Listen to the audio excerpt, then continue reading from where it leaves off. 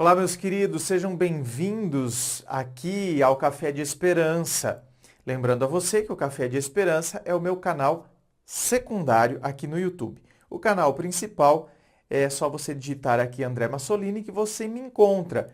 E lá no canal principal, onde a gente faz as lives de segunda a sexta, às 17h30, tem os vídeos onde eu respondo, aos e-mails das pessoas que enviam as suas histórias, os seus conflitos.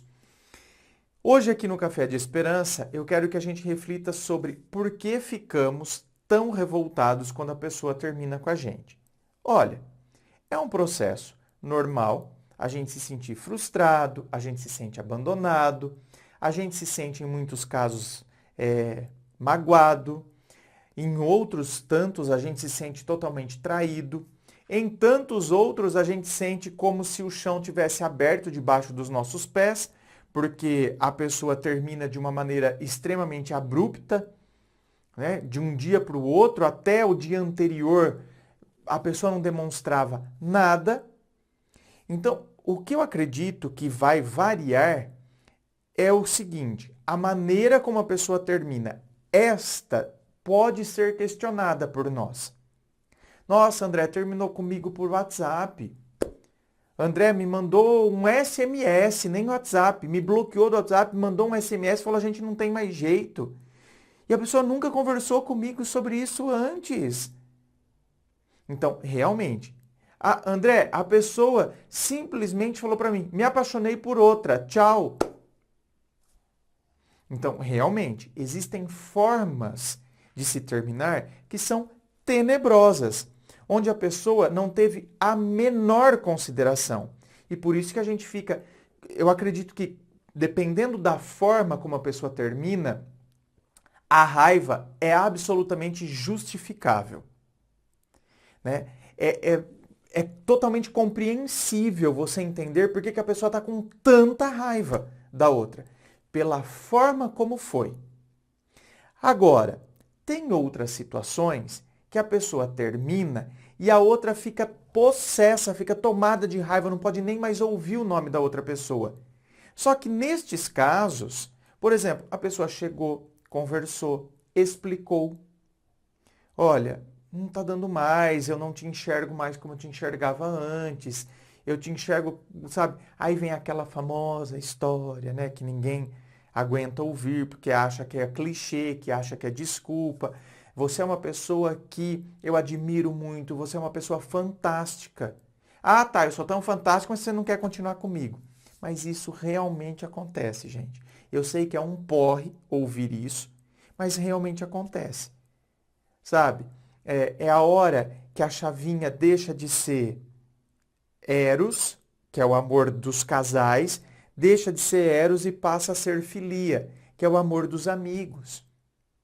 Tem casal que deixou de ser filia e se tornou Eros, ou seja, eles eram amigos e depois viraram namorados. Então, de filia passou a ser Eros.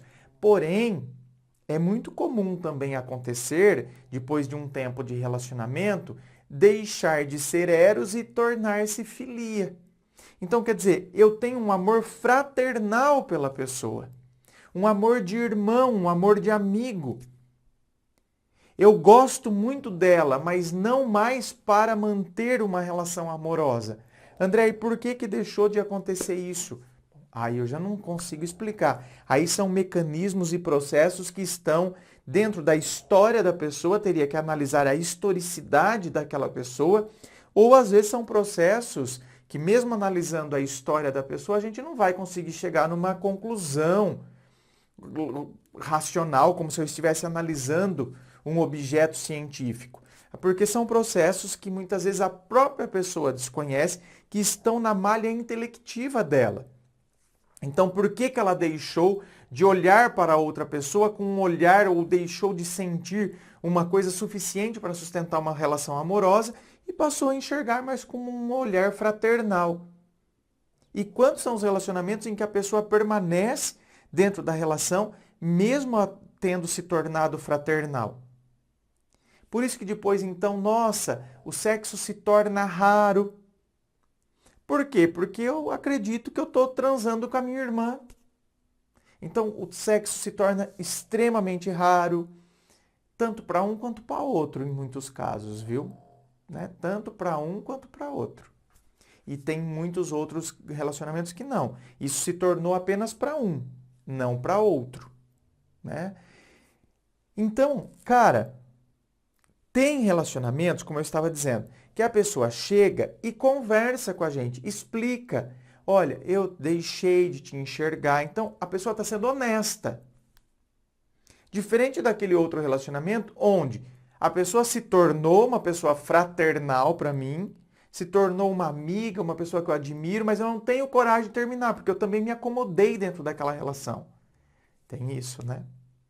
Por isso que eu considero muito mais válido a pessoa chegar, conversar com a gente e terminar, do que se ela permanecesse por acomodação, por dó. Então, aqui que eu queria chegar. Muitas vezes nós sentimos raiva, mas nós não deveríamos. Isso, além de não nos fazer bem, na verdade, a gente está sentindo raiva de uma pessoa que foi honesta com a gente. Raiva, como eu disse, seria compreensível naqueles casos onde a pessoa estava me traindo, onde a pessoa se envolveu com uma outra pessoa e aí me descartou como um objeto, sem nem ao menos ter a dignidade de conversar comigo. Então, como eu disse, é compreensível e justificável a raiva naqueles casos. Veja bem, não é porque é compreensível e justificável que a gente não tenha que trabalhar aquela raiva dentro de nós. Porque senão vai ficar uma mágoa, certo? Vai virar um ódio, vai virar um ressentimento e uma mágoa que vai ficar toda hora remoendo dentro de nós. E essa mágoa e esse ressentimento vai fazer mal para quem? Para nós. Então, ainda que seja justificável e compreensível naqueles casos a pessoa sentir aquela raiva, a gente entende por que a pessoa está raivosa, mas eu não acho normal a raiva se tornar mágoa e uma mágoa que fica aqui, sabe, dentro de mim e isso me orienta, começa a me orientar o resto da vida e isso me faz mal. Agora, nesses casos em que a pessoa chegou, conversou, explicou, não tem ninguém na história, não tem ninguém na parada. É que a pessoa deixou de ter aquele sentimento por mim. Ela fala que eu sou uma pessoa maravilhosa, mas ela não me enxerga mais como um relacionamento amoroso. Nesses casos, eu também acho natural a gente sentir raiva. Por quê? Porque a gente ainda gosta da pessoa e aí a gente se sente mal, a gente se sente frustrado. A nossa projeção de futuro que nós projetávamos com essa pessoa ficou comprometida. Então, a gente está se sentindo mal? Claro, a gente está passando pela rejeição. Então, a gente está se sentindo mal? Tá. Então, automaticamente, eu projeto na pessoa que terminou comigo como se ela fosse uma pessoa maldosa. Por quê? Porque eu estou me sentindo mal. Então, até meio que inconscientemente, eu projeto nela maldade. Por isso que eu começo a sentir raiva dela. Eu fico com ranço, eu fico com ódio. Só que neste caso, dá para entender por que eu sinto raiva, porque eu estou me sentindo mal. Só que depois de um tempo eu tenho que entender que a pessoa, na verdade, foi honesta comigo. Aliás, eu deveria começar a entender desde já. Porque se eu começo a entender desde já, vai até ser mais fácil eu superar este término. Porque eu entendo que o término, na verdade, foi a melhor coisa que poderia ter me acontecido. Do que a pessoa permanecer ao meu lado por dó ou por comodismo. Então vai me ajudar, inclusive, na superação do término. Eu entender este processo. Eu entender que eu estou com raiva quando, na verdade, eu não deveria estar. Tá? Nesses casos em que a pessoa chega, conversa comigo e me explica esse tipo de situação. Naqueles outros em que a maneira como a pessoa terminou é realmente uma maneira escrota, faz sentido eu sentir raiva. Mas não faz sentido eu permanecer nela ou, sabe, ficar ainda desperdiçando uma energia com uma pessoa que já agiu de maneira escrota. Então, quer dizer, não merece nem a minha energia. Por que eu vou manter a minha energia numa pessoa que agiu de maneira totalmente escrota em relação a mim? Não teve a menor consideração comigo. Quer dizer, se não teve consideração agora, imagine depois de casados, Depois de um tempo de casados, em determinadas situações, ou seja, não teria consideração mesmo. Então, eu acho que tanto numa situação quanto na outra, sempre tem motivos para a gente, sabe, perceber. Olha, quer saber? Foi o melhor. É ruim, não é fácil, principalmente quando o término foi escroto. Então, não é fácil, não é assim, ai, que lindo, terminou comigo, uhul, que delícia, fui rejeitado, a pessoa foi escrota comigo. Não é fácil, não é legal, mas a gente usando esses mecanismos, fica mais fácil a gente superar do que a gente ficar guardando essas coisas dentro de nós e ficar se questionando por que que a pessoa foi fazer isso. Ó, quer saber? Eu já sei que ela fez. Eu sei, portanto, quem ela é. Aliás, muitas vezes nós vamos conhecer verdadeiramente a pessoa no término e não no namoro. Tá? Muitas vezes a gente conhece de fato quem a pessoa é quando ela termina com a gente. Infelizmente. Então, quer dizer, use isso. Nossa, eu conheci um ser que até então eu não conhecia no namoro.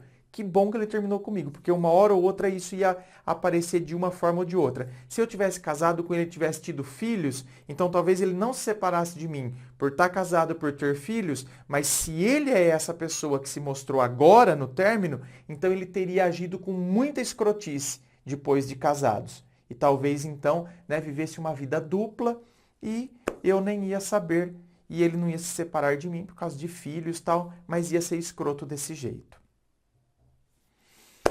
Inscreva-se, fico aqui aguardando a sua inscrição. Se você curtiu, dá o seu joinha. Muito obrigado, um beijo e até a próxima.